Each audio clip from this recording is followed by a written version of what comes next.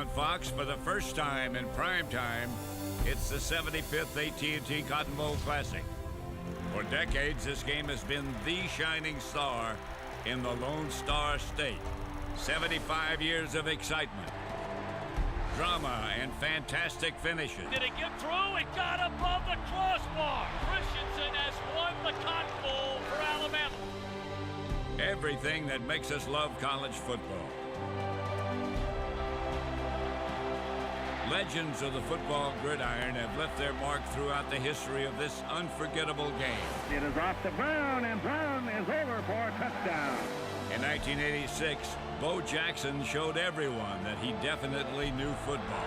He's gonna go. Touchdown, Auburn! And before he led the 49ers to 4 Super Bowl wins, Joe Montana led his Fighting Irish to victory in 1979. It's a touchdown. Unbelievable finish. And Troy Aikman may have won 3 Super Bowl rings with Dallas, but in 1989, he played his final collegiate game in Dallas. Tonight, we celebrate the very best college football has to offer. The Aggies of Texas A&M battle the Tigers of Louisiana State in the 75th AT&T Cotton Bowl Classic. Next on Fox.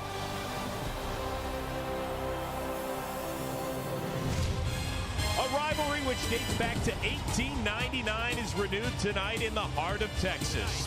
You've got a purple and gold perennial power from the SEC facing a school which brought more than just the 12th man to Arlington, Texas.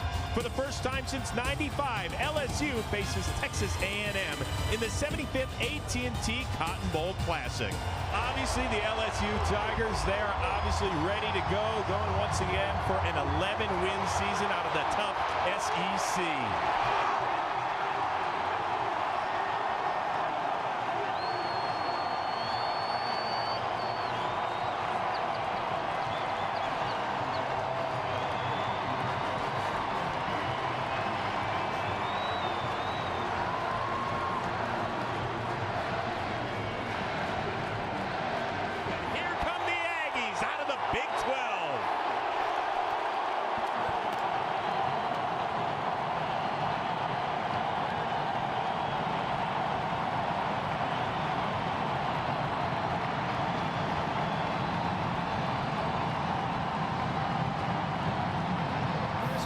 Much bigger than Friday night football under the lights here in Texas. And Darryl and I are thrilled to be with you tonight for the first ever primetime AT&T Cotton Bowl Classic. Now, Bruce, let's start with LSU. They won 10 games this season under sixth-year head coach Les Miles. As Chris and the guys mentioned, they rotate quarterbacks, but they also have a 1,000-yard rusher in Stephen Ridley. And you saw how excited Stephen Ridley was just a few moments ago. That's good news for LSU because they really want to be a downhill running team. But their success offensively will always depend on the play at quarterback. And when Jordan Jefferson and Jarrett Lee play well, I think that LSU can beat any team in the country. But if they struggle, it's going to be up to that defense and special teams to come to their rescue. And on the other side, Darryl, the Aggies come in with a record of 9-3.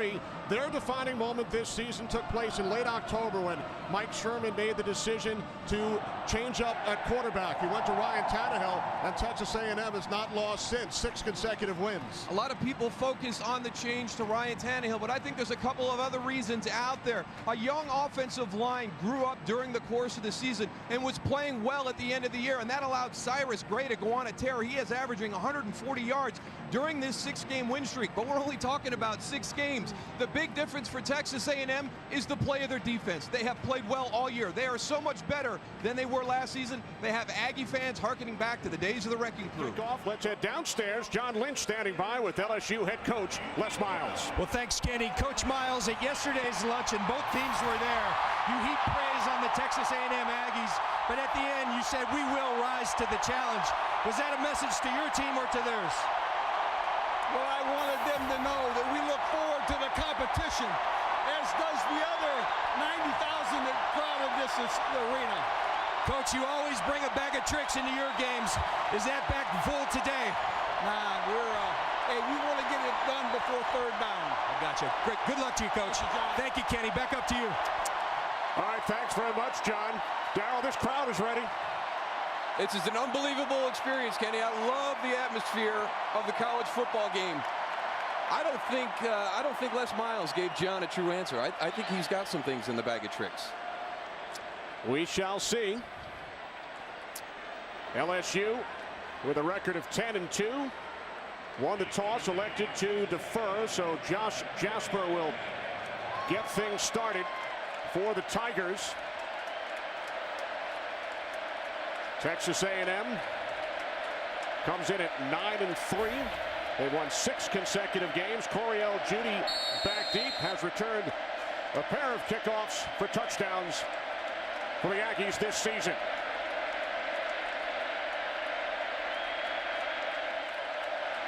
And the 75th AT&T Cotton Bowl Classic is underway as Judy takes it out.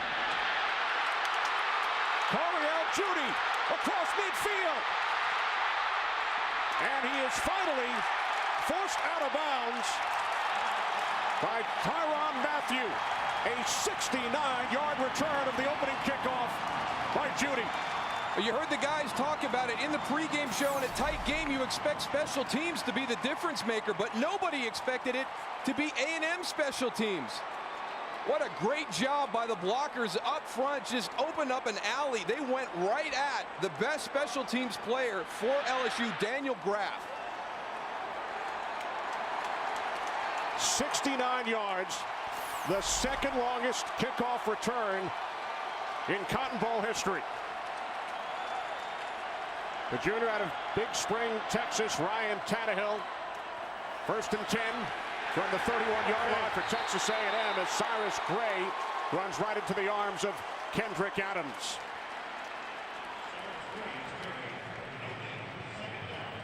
A look at Ryan Tannehill. Texas A&M 5-0 with Tannehill as the starter this season.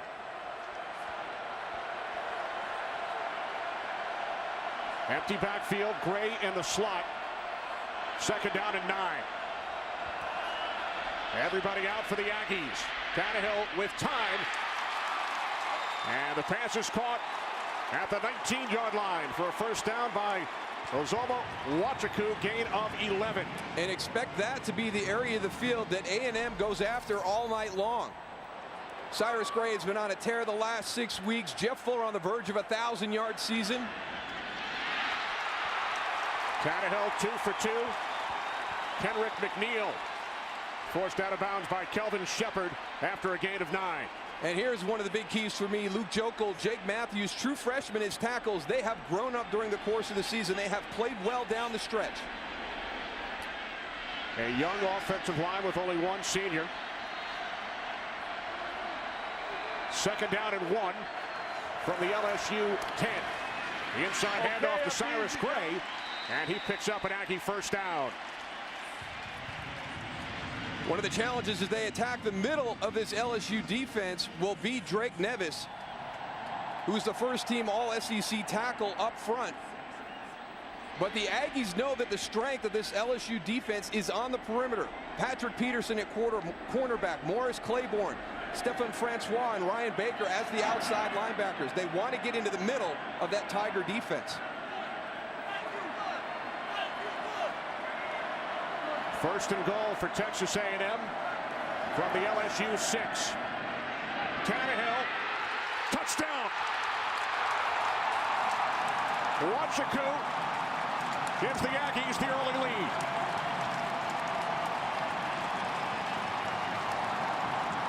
You come into a big game and you talk about getting off to a good start.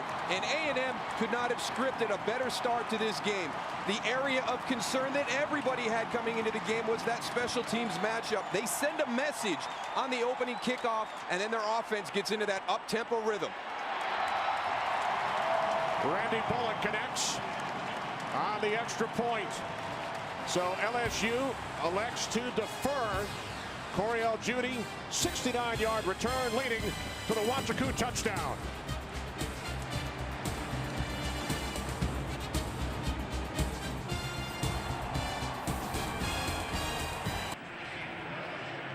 An early lead for Texas A&M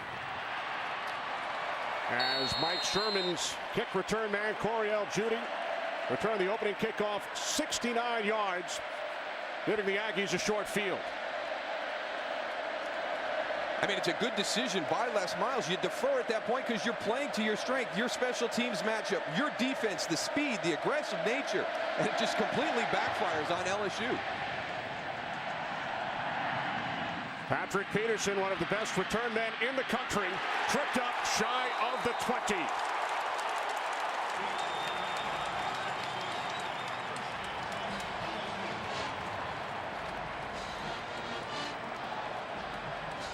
Jordan Jefferson, the junior from St. Rose, Louisiana, leading the LSU offense onto the field. And really the big question for me for this LSU offense is how do they adjust to going up against the Aggies 3-4 defense? They don't see it in the SEC. It will change some protection rules. It will change some of his reads in the option game.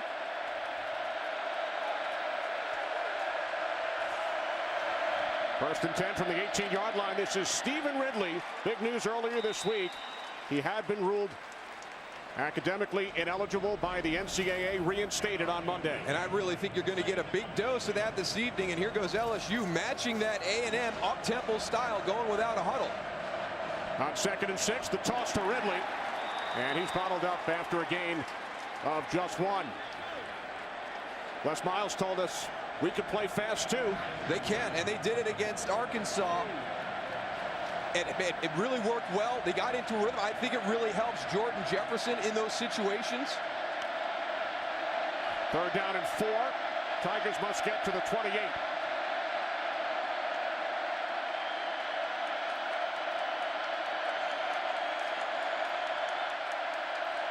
Michael Ford has replaced Ridley in the backfield. Jefferson out of the shotgun. Looks to throw for the first time. And the pass was behind the intended receiver, Terrence Tolliver. That play just didn't look right from the beginning. They came out, got up to the line of scrimmage. They went back and forth, switching plays, trying to anticipate what that A&M defense was going to do. LSU looked very confused on that play. Tigers go 3 and out. Derek Helton back at his own 10-yard line. Kenrick McNeil back deep for A&M. Helton in trouble with the snap. End over end kick taken at the 32. There is a flag. Back in the vicinity of the punter, Helton. Personal foul. Roughing the kicker. The defense. 15-yard penalty. Automatic first down. Those are huge penalties to give the opposition a new set of downs. And I think Tony Hurt Jr. was so surprised when he got back to the punter that the ball was still there. He had an opportunity to block this. There's the little bobble. I mean, he's there plenty of time. And in the college game, it does not matter that the ball hit the ground. You still cannot rough the kicker. That was the catch. Actually, Lionel Smith, not Tony Hurt Jr. with the contact.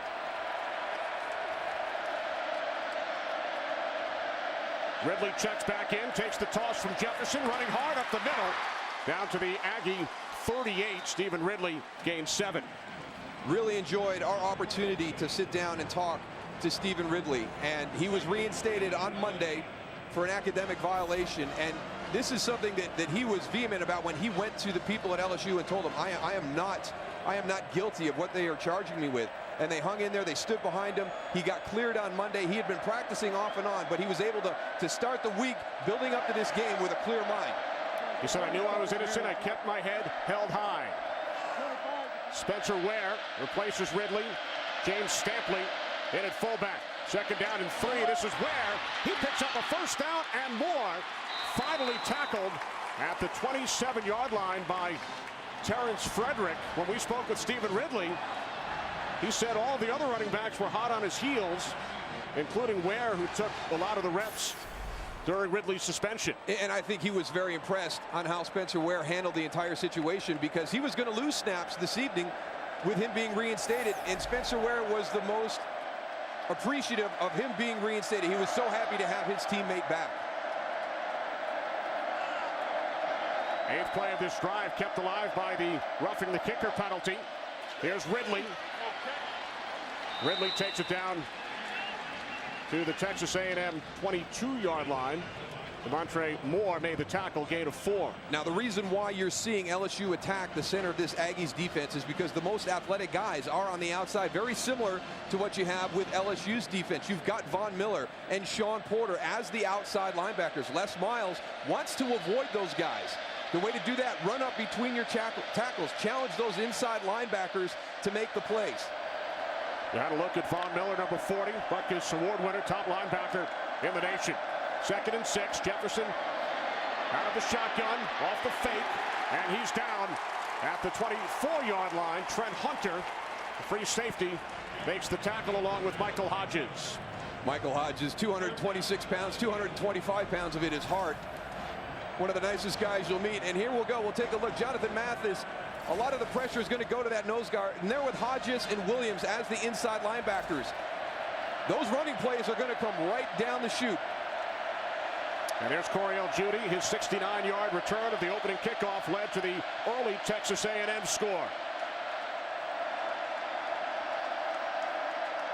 3rd down and 7 for the LSU Tigers.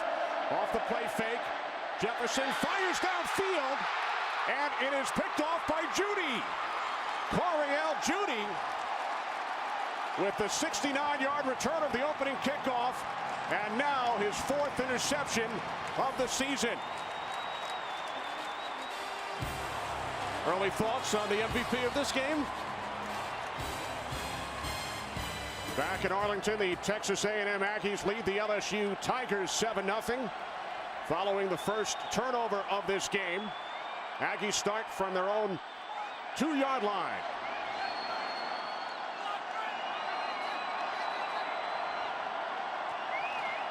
Double tight end set. Here's Cyrus Gray coming out of the end zone. Forced out of bounds at the 7. Let's go back and take a look at that interception. Clear up some college rules. Coriel Judy's going to intercept this ball outside the 5-yard line. That means momentum does not come into play. If he would have touched down in the end zone right there, that's a safety. 2 points to LSU. Heads up play by Coriel Judy, understanding that rule and getting out and saving his team 2 points. Fortunately for the Aggies, Judy able to bring it out. 2nd down and 5. Again, it's Gray, 6 consecutive 100-yard games, and he takes it out across the 12. Cyrus Gray, 223 yards on the ground in the Aggies' last game against Texas. Pretty modest guy when we met him. We couldn't get him to say something positive about himself, to brag a little bit. He's been on such a great run. We sat down with his offensive line. They did all the talking. He just sat behind him just like in the game. And we asked him, when you meet somebody like that, usually they talk a lot on the field. Every one of his offensive lines said, no, he's just like this during the game. Doesn't say a word. Out of DeSoto High School, along with 3 of his Aggie teammates, about 20 miles from Cowboy Stadium. Tannehill, a pump fake on 1st down. Now he takes off. Ryan Tannehill with a 1st down and more. Still on his feet. And finally forced out of bounds at the 43-yard line by Eric Reed. Tannehill gains 32. Watch the decision by Ryan Tannehill. Great protection up front, but he can't find anybody downfield. Man-to-man coverage. Look at all that open field in front of him. And there's some nice moves down the field. Ryan Tannehill is not just a pocket passer. He's got some good elusive running skills. Terrific athlete. He was the Aggies' leading receiver each of the last 2 seasons. Started this year at wide receiver as well. 5th all-time for the Aggies. That's right. Here's Tannehill to the outside. And the catch is made by Jeff Fuller, who's approaching the 1,000-yard mark for the season. No Aggie has ever gotten that high in one season. The son of the former 49ers safety with the same name. We had a nice chat with his dad earlier this week. Yeah, good to see his father down on the field, in for this game. Fuller's 66th reception this season. 2nd down and 1.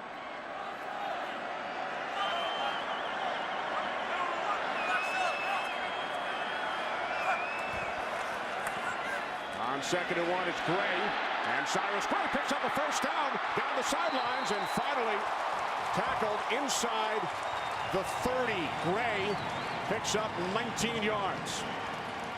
The biggest thing that the coaches said about Cyrus Gray during this run is how patient he has become as a runner. That was great right there. He had Drake Nevis right in his face. He didn't panic, stayed on his track. Off the fake to Gray.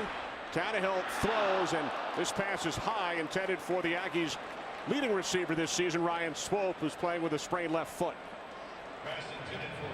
There's Mike Sherman. Spent 6 years as the head coach of the Green Bay Packers in his 3rd season with the Aggies. Great to see Mike Sherman. Really miss him at the NFL. Always one of my favorite guys to meet with when he was up in Green Bay. Great to see him getting this Texas Aggie football program turned around and headed in the right direction.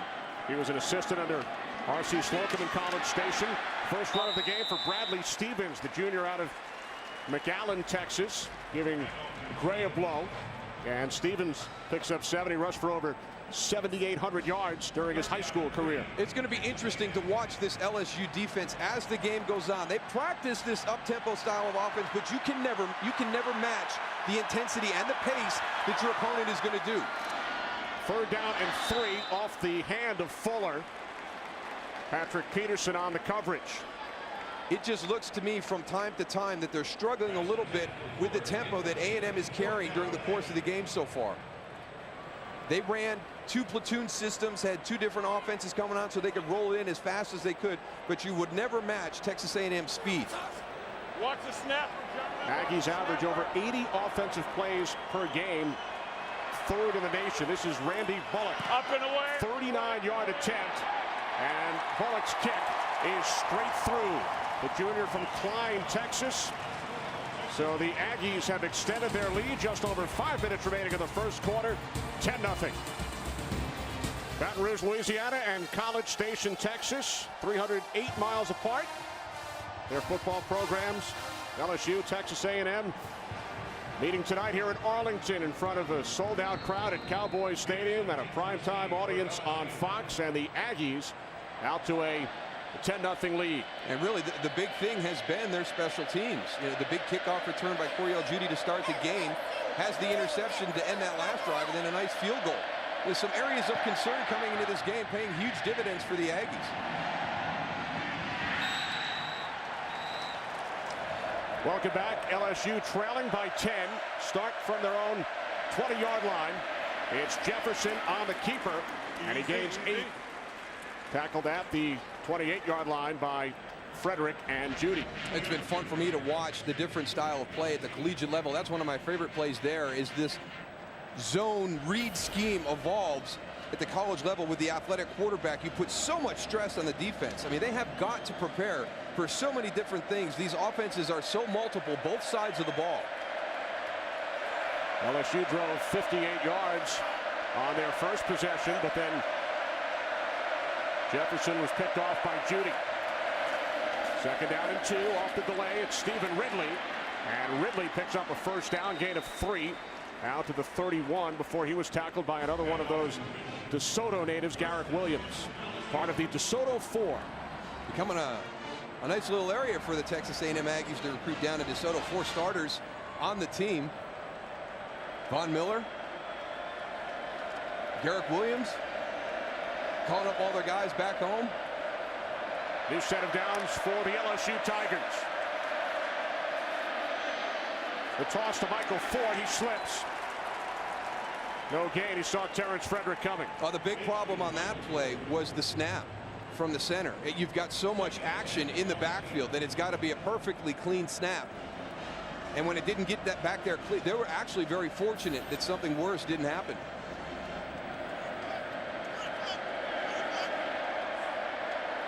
P.J. Lonergan, a second-generation Tiger, is the center, number 64.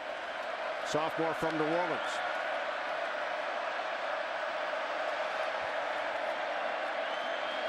On 2nd and 10, Jefferson pulls it down, takes off across midfield, has a first down.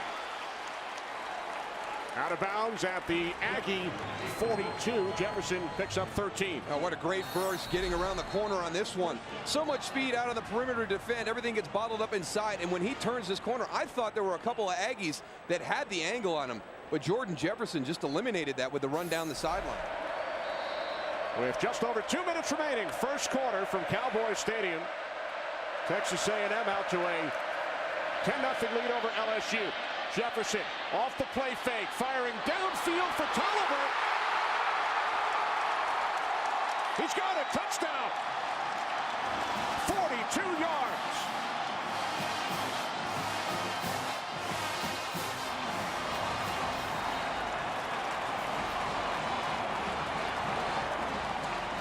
Jordan Jefferson is really getting into a rhythm running this LSU offense. Again, some great ball action in the backfield. You get your eyes in the wrong position, all of a sudden you've got Terrence Tolliver running by here into the middle of the field. Terrence Tolliver, the Tigers' leading receiver, the senior from Hempstead, Texas. Jasper, the extra point. The Tigers capitalize. They pull to within 3. There's the little fake right there. You've got Russell Shepard and Stephen Ridley in the backfield. You're so worried about some trickery there, and then look at the middle of the field open up for Terrence Tolliver. The Aggies have scored on both of their possessions. The Tigers answer on the 42-yard touchdown pass from Jefferson to Tolliver. Kickoff taken by Judy at the 5. Brought the opening kickoff back 69 yards. And this time he is brought down after crossing the 30. There's Kelvin Shepard, one of the leaders of this LSU defense. They had allowed only 38 points. That's 3.2 per game in the first quarter this season. They had not allowed an opening drive score in 12 games this year. Tannehill rolling to his left. And he finds his man, Swope. And Ryan Swope picks up another Texas A&M first down, gain of 16. And right now, Texas A&M, because of the success in their running game, is going to have some huge plays in the play-action game here. They have the defensive line of LSU chasing everything when they see run. On first down, this is Cyrus Gray. And Gray takes it to the 33-yard line. Craig Lawson forced him out. You know, we referenced that opening drive. First points allowed on an opening drive. The LSU defense this year had not even been on the field for one play in their own territory on an opening drive this season. An opponent had not crossed midfield on an opening possession. And that's how they started the game. Thanks to the long kick return. From the 33, off the play fake. Catch is made by Fuller for another Aggies first down. Fuller gains 10. And he goes over the 1,000-yard mark. First Aggie to do so in school history. Over 1,000 receiving yards for Jeff Fuller. Empty backfield, Gray in the slot. Time winding down to this first quarter from the 24-yard line off the left hand of Swope. Well, we talked about Texas A&M wanting to attack the middle of the field because of the strength on the outside, but you can't go away from Jeff Fuller. You've got to play to your strength also. And there you see right there the first Aggie ever with 1,000 yards receiving. And that's going to be a fun matchup to watch all evening long. It's strength versus strength. Jeff Fuller against Patrick Peterson. Fuller has also set a school record with 12 touchdown receptions this season. 5 receivers, empty backfield.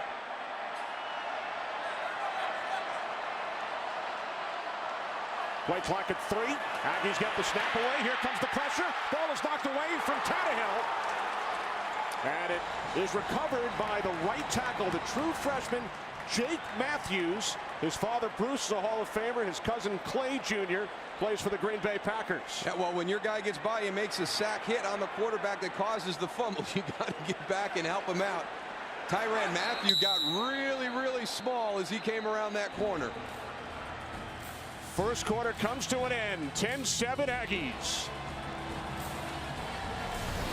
Dickie Megal of Rice was on his way to a 95-yard touchdown run when Alabama's Tommy Lewis inexplicably came off the bench to tackle him. Megal was still given the score as Rice pounded the Crimson Tide behind Megal's 265 rushing yards and 3 TDs. And Tommy Lewis stopped Dickie Megal on that play, but it was still awarded a 95-yard touchdown. Dickie Megal joins me now. Dickie, what do you remember about that play the most? Well, I remember that I looked over to my left to see if the other guy had a chance of catching me. And then I looked back to my right and I saw this guy crouching down. And I thought maybe his headgear had fallen off and he was going to go for it. And the next thing I know, he's right in front of me. And he came and I just veered just a slight bit to my left. Or he might have broken my back or my legs or something. Could have really, but it was a good shot. And of course, we got a touchdown for it, 95 yards. But it was a good shot. It sure was. We got a play going now. Tannehill firing downfield, intended for Mathieu. Charles?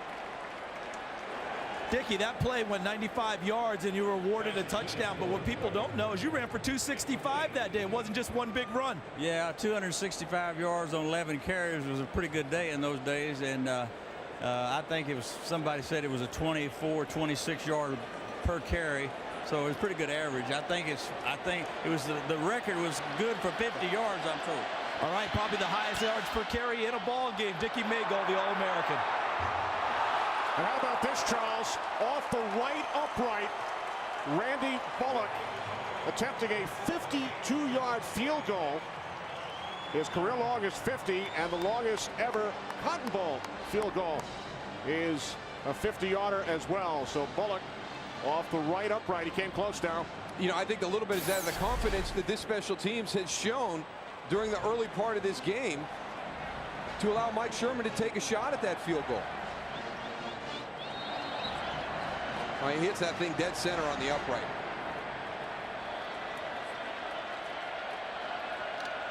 I was doing the math. If Dickie Mago played in the 54 Cotton Bowl, that's 57 years ago. He looks awful good. He does. Looks great. 1st and 5 following the penalty from the Aggies' 47. Spencer Ware spins for a first down, still on his feet. And he is finally brought down from behind. He stepped out at the 23-yard line, so Ware gains 24. Trent Hunter's got him right at the hole for maybe a 2-yard gain, drops his head. A good spin move by Spencer Ware. I tell you, Stephen Ridley told us how deep they were at running back, and when you can just continually throw athletes that are this talented, keep them fresh all game long, this is going to be a tough chore for this A&M defense to keep pace. Spencer Ware, a true freshman, picked up the first. Ridley back in from the Aggie 23. Looks to run to his right, and he's tackled for a loss by Trent Hunter back at the 24-yard line. Loss of 1. By the way, getting back to Dickie Mago for a second, he was awarded that 95-yard touchdown run. Also ran for a 79-yard touchdown earlier in the same quarter. He would go on to play in the NFL for the 49ers, the Steelers, and the Dallas Cowboys in 1961, their second season. Yeah, well, you take away the 95-yard run, that's still a heck of a day. 10 for what's that, 170? That's still 17 yards per carry. Looks like he could still play. The math isn't computing for me. Second down and 11 for the LSU Tigers. Jefferson with time fires into the end zone. He was looking for D'Angelo Peterson, the 6'4" tight end. Has the body of a wide receiver. Yeah, he'll line up at the tight end spot, but he is not going to be a guy that's going to drive people off the line of scrimmage. And a lot of times, what LSU will do offensively is kind of hide people through the formation, try and get a mismatch by position. D'Angelo Peterson is one of those guys. All of a sudden, he'll line up as a true tight end, but as you mentioned, Kenny, he has the body and the skill set of a wide receiver. LSU 1 for 3 on 3rd down today. From the Texas A&M 24. Jefferson out of the shotgun. Takes off. And Jordan Jefferson picks up the first down. He had Richard Murphy leading the way. Finally tackled by Garrett Williams. Jefferson gains 13 on a new set of downs for LSU. One of the things you have to understand is because of the long gap in between the end of the season and the bowl game, these teams probably know each other better than any opponent they have faced. Even somebody they face on a yearly basis within conference. 41 days since LSU has practiced or played their last game. 19 days of practice in between. Heavy practices to get ready for this A&M team. Longest ever gap between games for both schools. Jefferson already with 40 yards on the ground. Hands it off, lets Ridley do the work this time. And Ridley gains one. Stephen Campbell brought him down at the 10-yard line. I like the composure of this LSU team. I mean, things couldn't have gone worse for them the way this game has started, but they've kind of hung in there. They've righted the ship right now. Les Miles deviating from the plan, leaving Jefferson in for the third series. I like the decision, though. He was hot coming off that last drive. You come into the game with a plan, but all of a sudden, the way the game shifts and moves, you have to change that plan. It's important for coaches to have the courage to go against something they may have decided to do prior to the start of the game. Second down and 9. Play clock at 4. Off the delay. Here's Ridley up the middle. And he is ruled down just shy of the goal line. Well, I have been impressed with him as a north-south runner. And he is just hitting this hole so fast. Shoulders square, subtle moves.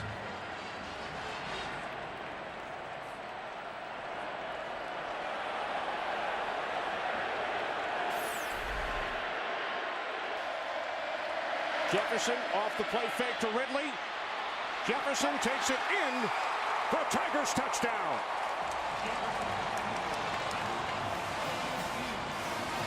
Well, Stephen Ridley had me. If I was playing linebacker, I would have been filling the A gap and watching Jordan Jefferson boot to the corner myself. I love a player that sells out and does everything. His opportunity to score ends on about 3 inches short of the goal line, but on the next play when his number is not called, he goes in and gives a great fake that allows Jordan Jefferson to just walk to the pylon. We mentioned earlier Jefferson has only 5 touchdown passes. Well, he's run for a score 7 times. Jasper the extra point. The LSU Tigers have come back from a 10-point deficit. They now lead by 4. LSU Tigers playing in their school record 11th consecutive bowl game, 6th under Les Miles. Texas A&M led 10-0, but the Tigers have come back with touchdowns on consecutive drives.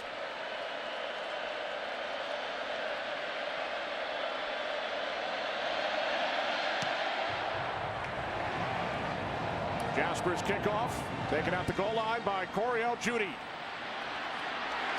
And Judy tripped up as he crossed the 20. Now the Texas A&M offense goes back to work from their own 22-yard line.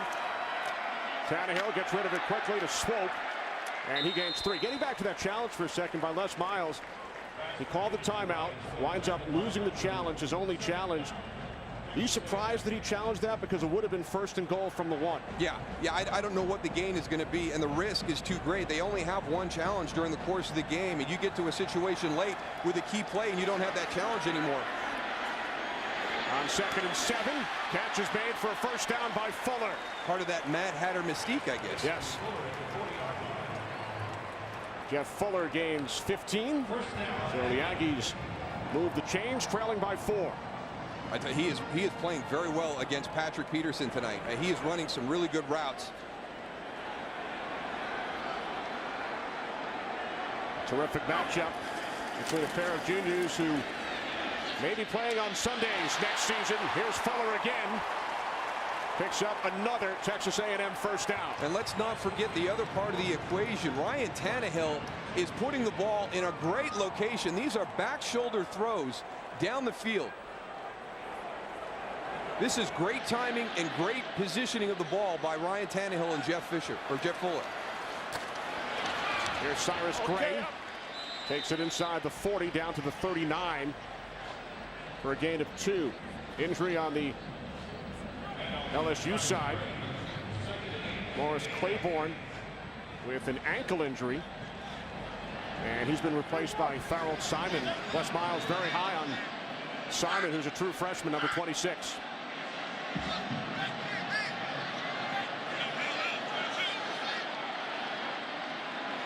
So Simon playing the left corner, top of your screen.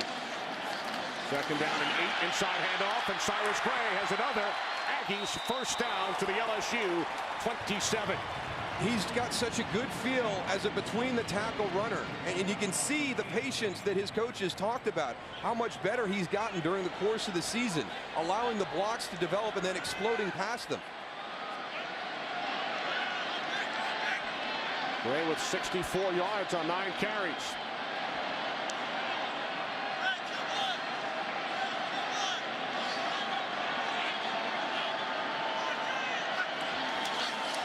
From the LSU 27, the slant is caught for another first down.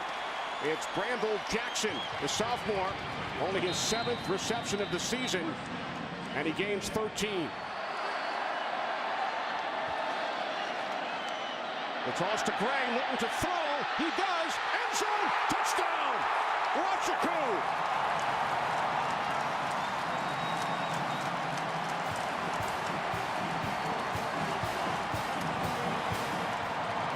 Before the game, someone was to tell me that there's going to be a team that returns the opening kickoff almost 70 yards to start the game, and then later in the second quarter, they're going to throw a halfback pass. I would have guessed LSU. A&M with a great play call, great execution. Wow. Cyrus Gray with the touchdown pass for Uzoma Wachaku. It's his second trip to the end zone today. Well, when you got 41 days off and 43 days off for your two teams, you expect some good football. Look at that tonight. The most impressive thing for me is penalties. Just one penalty between the two teams up until this point. Hats off to both coaching staffs. This has been fun to watch up until this point.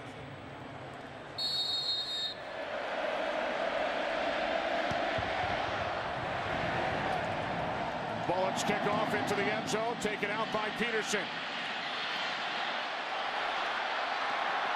Peterson across the 30 and tackled at the 33.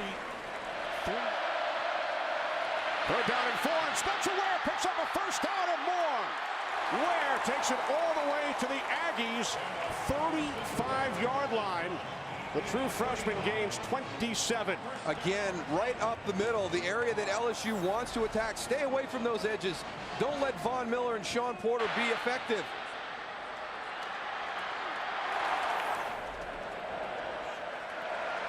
Spencer Ware, 3 carries, 62 yards, averaging over 20 yards a carry tonight.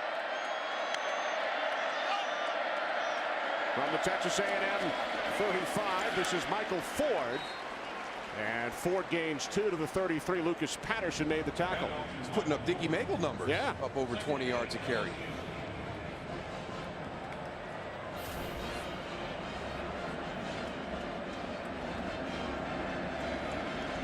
That's impressive right there for LSU. This A&M defense, I talked about how much improved they are from last year. One of the big things is their pursuit to the ball. When you have 158 yards rushing and big rushing plays, that means you are getting people out of the way. You are not allowing the pursuit to be a factor. Second down and 8. Jefferson complete to Tolliver for an LSU first down inside the 20. Tackled at the 19-yard line. Tolliver, who scored a touchdown earlier, gains 14 yards. Another good job by Jordan Jefferson, standing right in the pocket. He's got an unblocked man. Kyle Mangan is coming right up the middle, unblocked on a blitz, stands tall in the pocket, delivers a nice ball down the field. But he is really, really playing well tonight.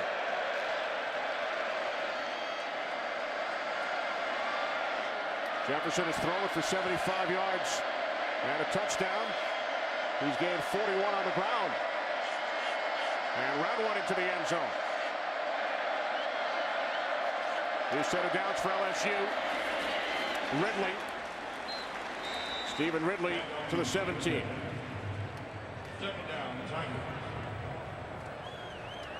How excited was Stephen Ridley to play in this game? It was so exciting just for us to sit there and see the passion for the game, knowing that the opportunity was almost taken away. The administration, everybody at LSU standing behind him, having the belief and the faith in him. Great job by the NCAA taking a situation that could have been wrong and making it right. Second down and 8. Here's Ridley. Ridley inside the 10, the 5, touchdown, Stephen Ridley.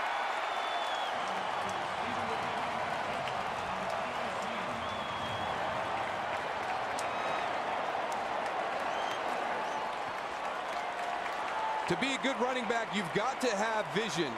And it looked like Stephen Ridley actually saw Coriel Judy out of the corner of his eye. I mean, he's coming from his far outside right, and it's like he sensed him the whole time. Made a great cut to the outside and left Coriel Judy almost in the turf.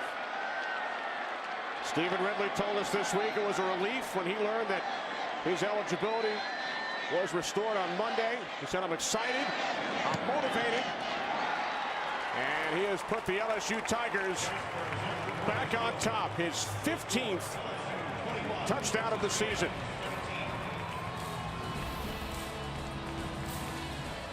But the one thing that this team has learned this year is how to respond to adversity. It was something in the past. Once things slid the other way, it was tough for Texas A&M to regain their composure. That has not been a factor this year. Coriel Judy on the return. And Judy is finally forced out of bounds just shy of the 30-yard line. Tannehill, time on first down. It is picked off by Eric Reed. And Reed is tackled by Tannehill. So he goes 127 pass attempts without throwing a pick. And now he throws 2 in the matter of minutes. The first one was a breakdown in communication. This one was just a bad decision. Eric Reed does a great job of staying in a position where he's going to be able to make a great jump on the ball. This is coming right into the middle of the field. It looked like Eric Reed baited Ryan Tannehill into that throw. Ryan Swope coming across middle, not a poorly thrown ball way behind. It just looks like he was stride for stride with him, got lost behind those big linemen up front, never saw him. See if this Aggie defense can come out and put another stop down.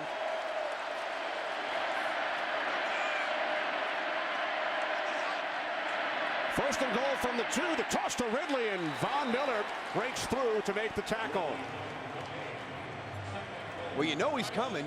You ran a play earlier to take advantage of him coming right down the line of scrimmage when you booted out around him. Von Miller makes a living in the backfield of the opposition's offense.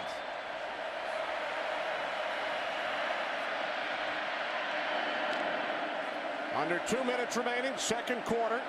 LSU looking to capitalize on the second interception thrown by Tannehill on a consecutive series. Second and goal. Jefferson.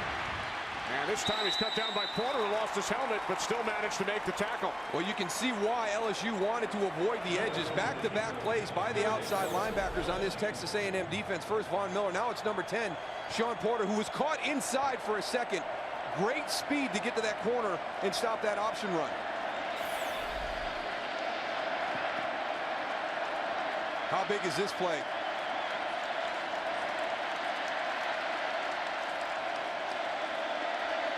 Third and goal for LSU from the 3. Jefferson to the end zone. Tolliver, touchdown.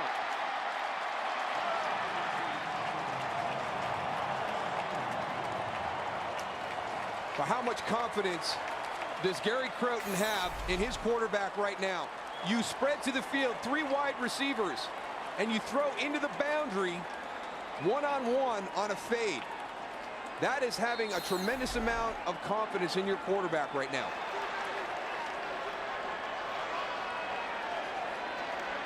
Tolliver's second touchdown reception today.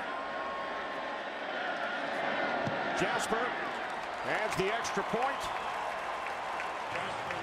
LSU takes advantage following the second Tannehill pick.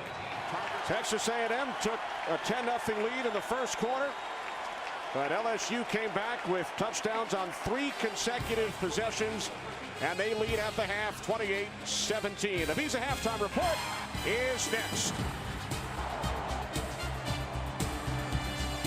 And you talk about the players who are playing in this game today and the numbers that they have put up, over 500 total yards in the first half. And what seemed like a bad decision in the first half now seems to be like a very smart decision by Les Miles. They deferred. They played at the strength of their defense and special teams. Texas A&M came out, jumped out to a 10-0 lead, but now up 11. Their offense is going to take the field here in the second half. Because of that decision by Les Miles to defer, and a big return by Peterson out to the 34-yard line as we head back down to the field to Charles Davis. Charles? All right, guys, had a chance to talk with Coach Mike Sherman coming out of the half, and he says the big concern on defense, their run fits against the running game of Stephen Ridley and LSU. The loss of Michael Hodges at inside linebacker really hurts them. They've got to shore that up. The second part, he's not overly concerned. He says, we've been here before. We've been a second half team all year long. We expect that to continue tonight. Jordan Jefferson, terrific first half. Jefferson and the Tigers start from their own 33-yard line. And this is Stephen Ridley, who gains 2 out to the 35. As Chris Rose mentioned during the Visa halftime report, the 45 combined points in the first half, tying the Cotton Bowl Classic record. Ole Miss and Texas Tech in 2009.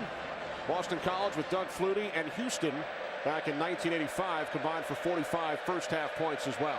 Now, how surprising is that? I really thought that we were going to see a 21-17, 17-14 style game. I thought that both of these defenses were going to be the groups that asserted their power, and it's been the offenses that have played well this evening. Second down and 9. Jefferson out of the shotgun. 4 receivers set. Jefferson in trouble. Von Miller takes him down back at the 24-yard line. Well, they did their job in the first half. Jordan Jefferson told us the one thing we can't allow to happen is to let Von Miller get on a roll.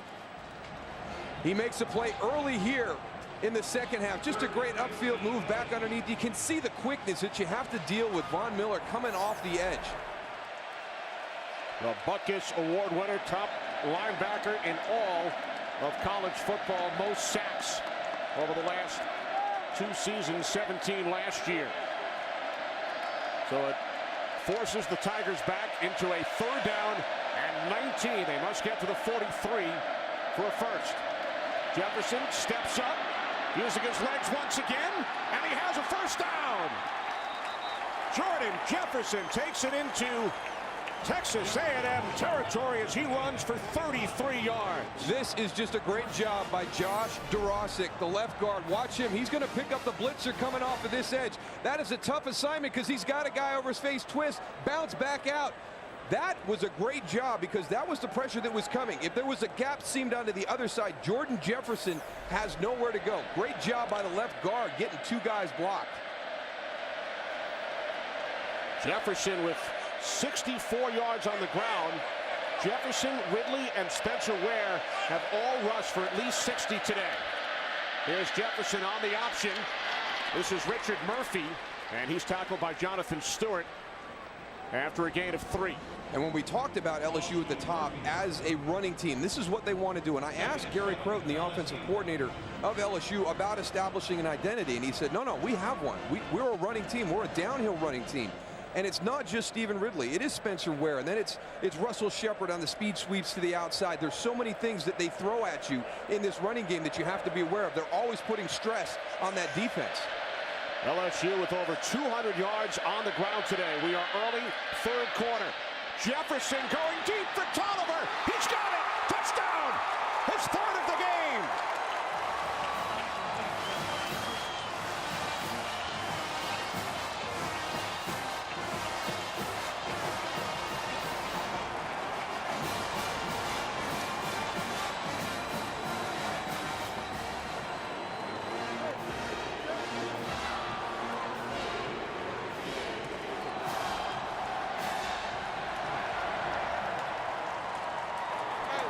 Jordan Jefferson with his 3rd touchdown pass today. All 3 into the hands of Terrence Tolliver, who had only 2 touchdowns all season coming into this game. Jasper the extra point. And the Tigers now lead the Aggies 35-17.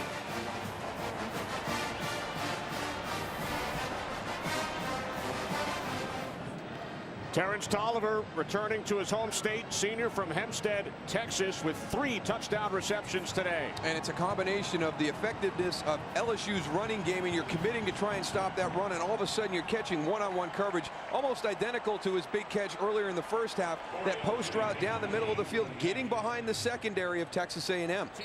We talked about it at the top, Kenny. When Jordan Jefferson is playing well, LSU can hang with anybody in the country. Jasper kicks it off. Coriel Judy waiting. Takes it at the 5. Oh, big hit.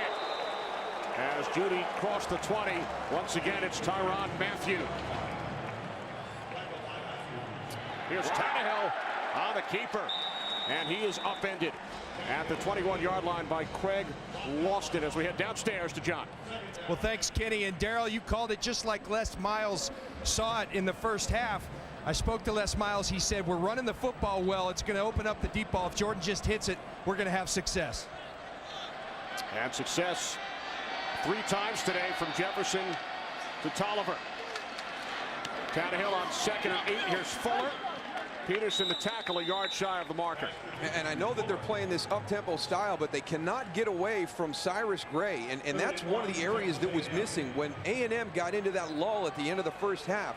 And they are playing this hurry-up style, this up-tempo, but they got away from Cyrus Gray. You've got to get him back into the game. Here we go right here. But you're down 18 right now. You can't let this get too far away, because in the second half, you can become one-dimensional. You can be forced into a certain style of offense where your entire playbook is not open.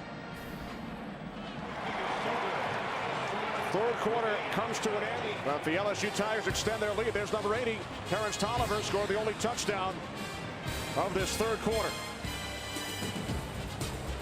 And what a week it has been for us here in the Dallas area. We would like to thank the Cotton Bowl president Rick Baker, the chairman Tommy Bain, Finn Ewing, Charlie Fiss, and their entire staff for the hospitality this entire week. It's absolutely amazing. Everybody, the volunteers, everybody that's a part of the hospitality group here at the Cotton Bowl, if you've never had the opportunity to experience what they do, it's nothing short of amazing. First play of the fourth quarter, Cyrus Gray takes it out to the 33-yard line for a gain of 6. Things started very well for the Texas A&M Aggies after LSU deferred at the start of this game. Coriel Judy returned the opening kickoff 69 yards, leading to a Texas A&M touchdown. They kicked a field goal on their next drive to take a 10-0 lead. But it has been all LSU since then as Tannehill picks up the first down out to the 49-yard line. Gain of 16. Some of those wide receiver skills coming into play. A little bit of wiggle out in space. Good job by Ryan Swope with a block downfield. Senior quarterback coming, getting the kick out block.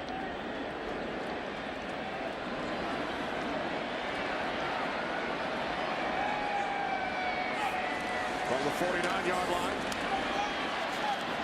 Tannehill complete to Fuller for another Aggies first down. Fuller with his 7th reception. You know, we talked about Tannehill's athletic skills.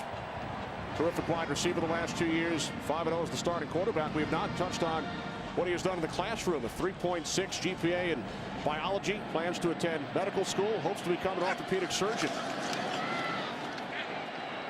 Gray unable to hang on.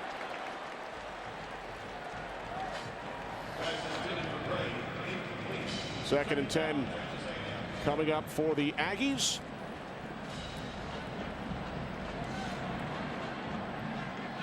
Look at our AT&T first down line at the 30.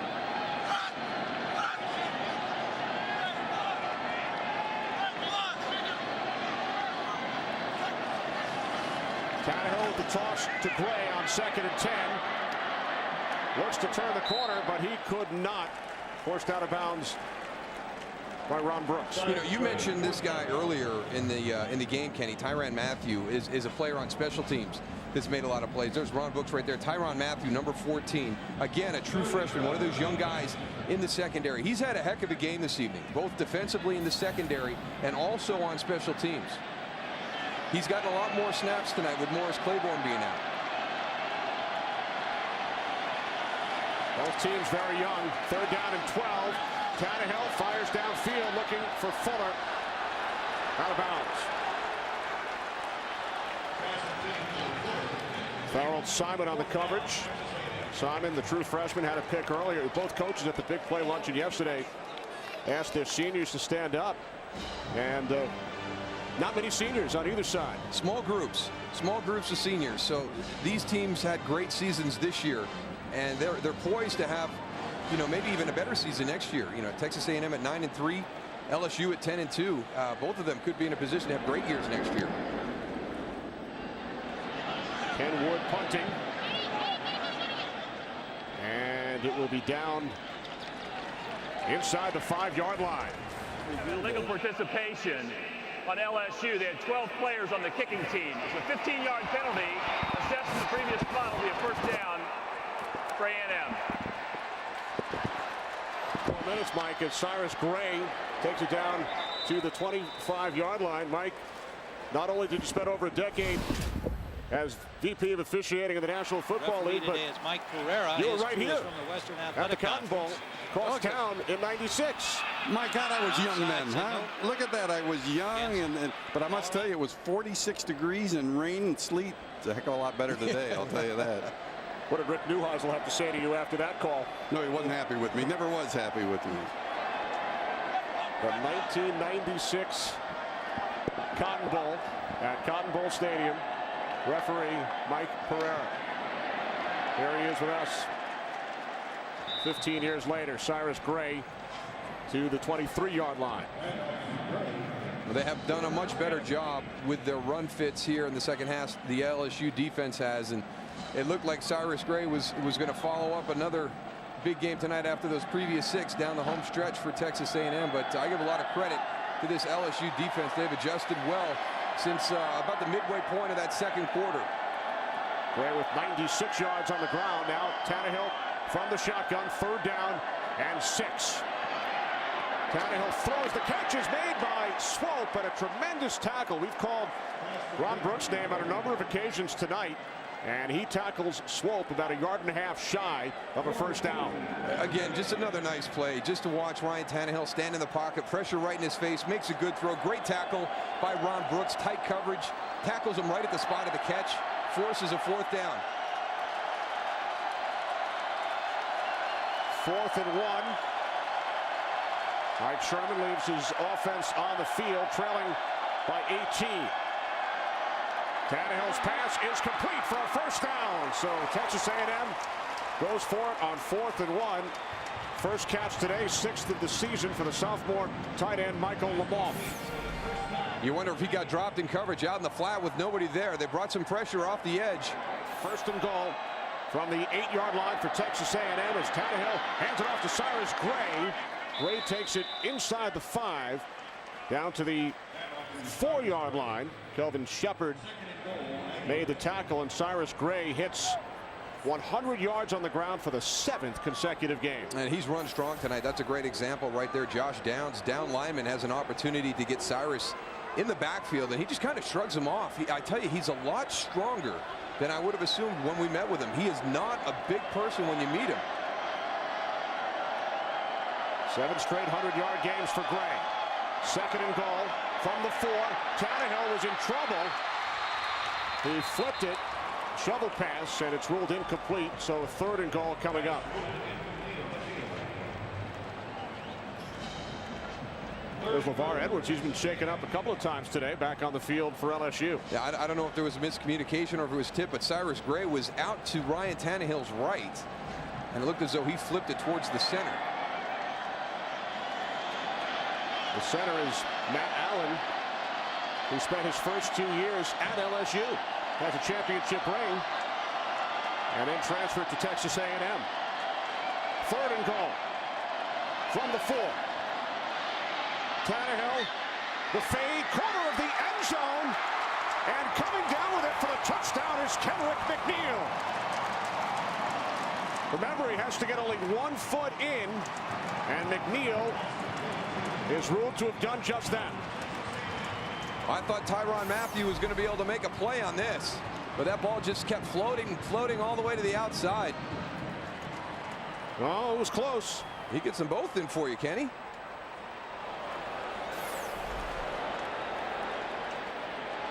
So Kenrick McNeil with his second touchdown reception of the season after the Aggies maintained possession following that penalty on the punt.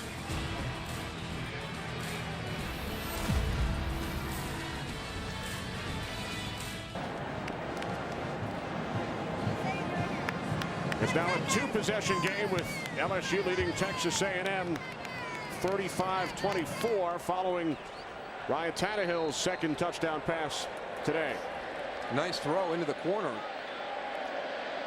Good touch on that. I thought he had a little bit too much arc on it and that Tyrann Mathieu was going to be able to get underneath it, but he threw it a lot better than I thought he did. Kenrick McNeil able to make that catch, get the feet down in for a touchdown.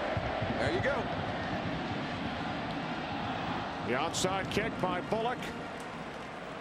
Out of bounds, so LSU will take over at their own 48-yard line. Back at Arlington. LSU with an 11-point lead, 35-24. Outstanding night for Tigers quarterback Jordan Jefferson. 3 touchdown passes, 67 yards, and a touchdown for Jefferson on the ground.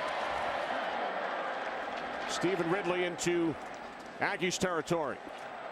Well, I don't think anybody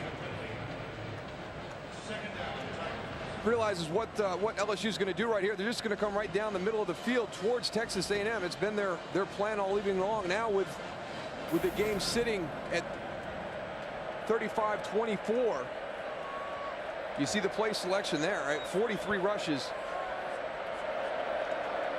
You better get ready to buckle up. Stephen Ridley's going to be coming downhill at you on this drive.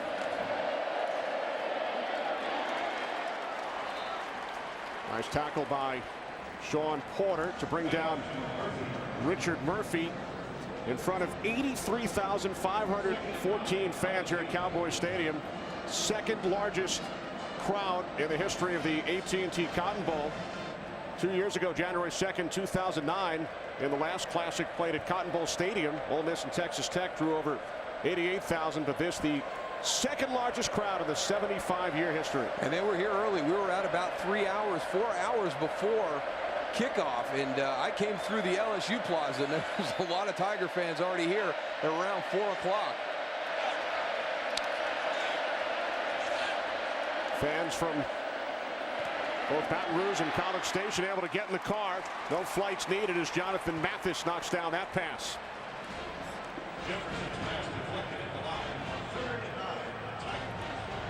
College Station, 156 miles from Arlington. Baton Rouge, 370 miles away as the defensive signals are sent in. I don't know what that one is. Your guess is as good as the players on the LSU offense.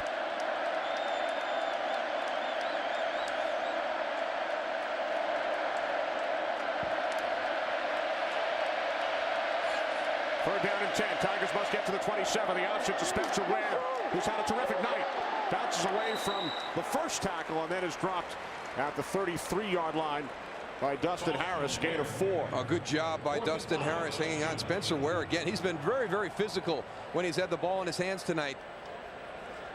He comes in, actually delivers the blow to Dustin Harris and is about to bounce off and pull away, but Dustin Harris does a great job getting him to the ground. 4th down and 6.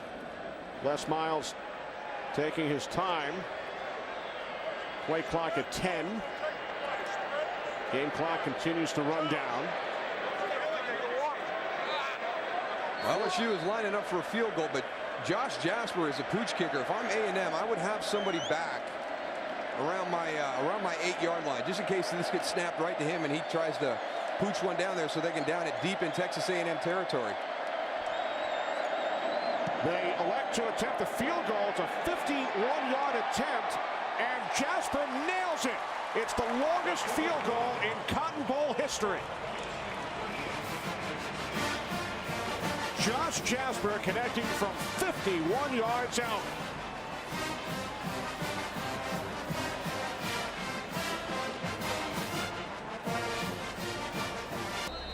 Back in Arlington, Kenny Albert, Darryl Johnston, John Lynch, Charles Davis, Chris Rose, and Pat Summerall on hand to bring you this 75th AT&T Cotton Bowl Classic. LSU leading by 2 touchdowns. Here's Coriel Judy. He started the game with a bag, a 69-yard return. And what a tackle on special teams. Daniel Graff, one of your favorites, Darryl. And Jasper with that last field goal sets a school record, his 27th successful field goal. Colt David 26 back in 07. Tannehill pump fake. Takes it out to the 25 with 6 minutes remaining. We check in with John Lynch. John. Hey, Darryl and Kenny, Daniel Graff is just a tremendous story. A walk-on this LSU football team in 05 with Hurricane Katrina. His house was devastated by a tree that fell on it. He had to stay home, rebuilt the house, then transferred over to LSU, was away from football for 3 years. Tremendous story, tremendous young man. Amazing. He now played football for 3 years. And Tyrann Mathieu, you can talk about him all day, Darryl. He comes up with the pick, the third of Tannehill today. He has had an absolutely fantastic game tonight. Defense, special teams. And this is just a great play by a corner. I mean, you're in great position in your coverage, but then you make a great interception. Wow.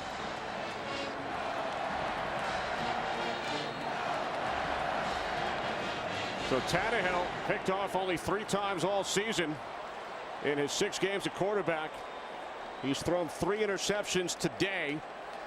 So now LSU leading by 2 touchdowns takes over on the Aggies 28 with 5.5 minutes remaining.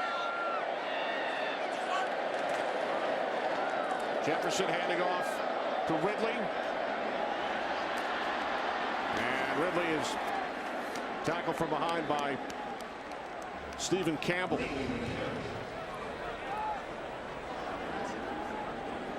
Here's Ridley once again inside the 25 to the 23-yard line. And that's some great news, and I love doing these games. It's such a different atmosphere inside the stadium, and when you've got a venue like we have here in the North Texas area to host the Cotton Bowl, and then you have the Cotton Bowl committee with their hospitality and everything they do, it's just going to be a short time before this becomes, in my opinion, the best bowl, the bowl that all the college teams want to come and be a part of. And we heard it from both of these coaches coming into this game, because Les Miles had been here before and Mike Sherman had been here before. They had experienced the hospitality from the Cotton Bowl committee and told their players how much fun and how much they would enjoy their week up here in North Texas.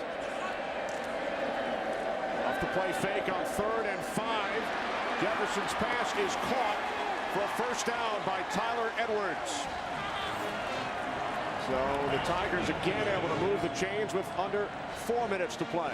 Kenny, when we came on the air tonight, we talked about LSU's offense, and they would be successful depending on how their quarterbacks played. Well, Jordan Jefferson has played so well tonight that Jarrett Lee didn't even get an opportunity to step on the field. And I made the statement that if he plays at a high level, that I really feel that LSU can play with anybody in the nation. And he's done that this evening. You can see what this team can be when there's a good quarterback game being played. And that was the issue this season, the inconsistency and the tight fits. But tonight, offense, defense, special teams, everything firing on all cylinders. This is Spencer Ware. Ware approaching 100 yards on the ground. And a timeout is taken by Texas A&M with 3:20 remaining. The LSU Tigers with over 260 yards on the ground. Spencer Ware, a true freshman, coming into this game, 73 rushing yards tonight, 98.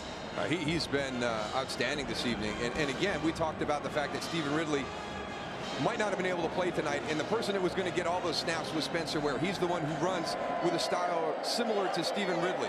So here's a guy whose snaps are reduced yet still goes out and does more tonight than he's done all season long. 2nd down and 6. The toss to Ridley. And Ridley tackled at the 9-yard line by Trent Hunter. And Mike Sherman will use another timeout. The 38 points matching the most allowed by Texas A&M this year. Oklahoma State scored 38 points against the Aggies. Jefferson throws it out the back of the end zone.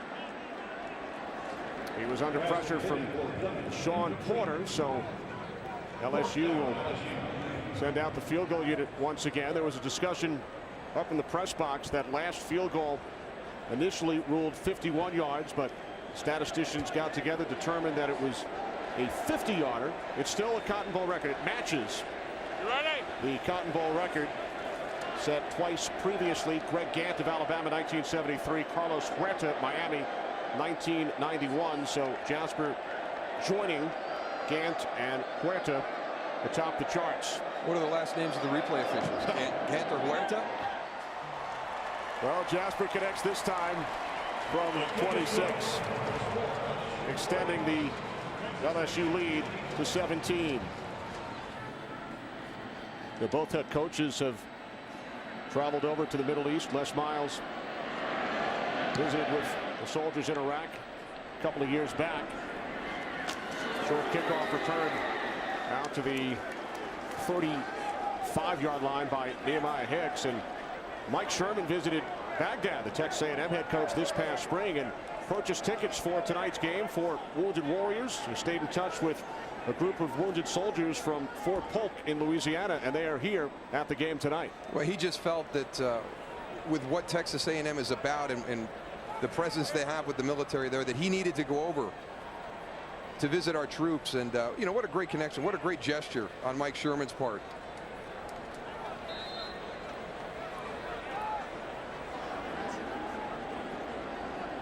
He also invited a couple of Aggie fans he befriended during his club's visit to a local hospital earlier this week. Here's Tyrann Mathieu after the big hit, and he takes it in for a defensive touchdown, and then a late flag is thrown.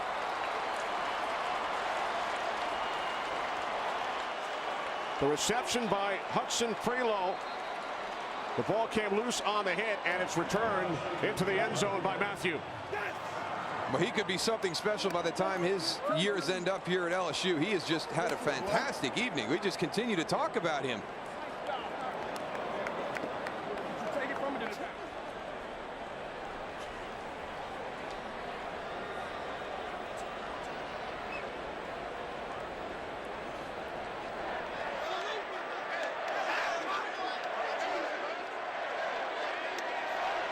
Well, you mentioned, Darryl, all three interceptions. Personal foul. Unnecessary roughness. 22 on the defense. Penalty is 15 yards from the spot of the foul. It'll be first down LSU. There's no score. So the unnecessary roughness takes away the touchdown. Well, you see the hit by Tyrann Mathieu right there, knocks the ball loose, then just picks the pocket. What a fantastic game he's had. Hudson Prelo couldn't get that secured, and there's Ryan Baker, who got called on the foul. Jarrett Lee in the game to take a knee. He played a large part in the success of the Tigers this season. Not get in the game until the final moments today, as Jordan Jefferson helped lead the way for Les Miles, and the LSU Tigers victorious in the 75th AT&T Cotton Bowl Classic. I would like to see the votes between Terrence Tolliver and Jordan Jefferson. I would assume that it would come down to the wire, because he played an outstanding game tonight, and we talked about the play of the quarterback for LSU, that if they were consistent and played well tonight, that it would be very difficult for Texas A&M to win this game. And I think that Jordan Jefferson exceeded everybody's expectations, to the point where Les Miles made the decision not to go with his normal rotation, and in the third series stayed with Jordan Jefferson, and Jarrett Lee didn't get on the field till right there at the end. But a great decision by Les Miles, a great game by Jordan Jefferson. Congratulations to Terrence Tolliver for the MVP, and that guy right there, Tyrann Mathieu. What a great game he had. I mean, the future is bright for the LSU defense. That secondary, those young guys played extremely well tonight. LSU wins it by the score of 41-24. Chris Rose, take it away. All right, Kenny, thank you very much. Let's hear it now for the champions of the 75th AT&T Cotton Bowl Classic, the LSU Tigers. Congratulations, guys. And here for the trophy presentation, I welcome in the chairman of this great game, Tommy Bain. Tommy? Thank you very much, Chris. On behalf of John Stanky and AT&T and the Cotton Bowl Board of Directors, we want to congratulate Coach Les Miles and the LSU Tigers on winning the 75th AT&T Cotton Bowl Classic. Congratulations. Here's the trophy.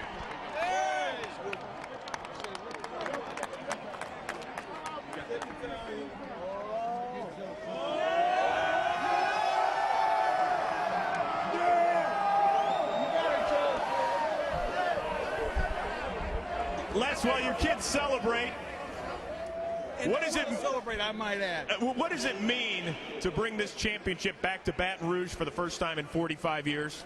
Well, it's the Cotton Bowl. It's a significant championship. It's something that we'll cherish for quite some time. This Cotton Bowl luncheon where it showed all the history of the Cotton Bowl just really made it more important to us. So no, it'll mean a lot.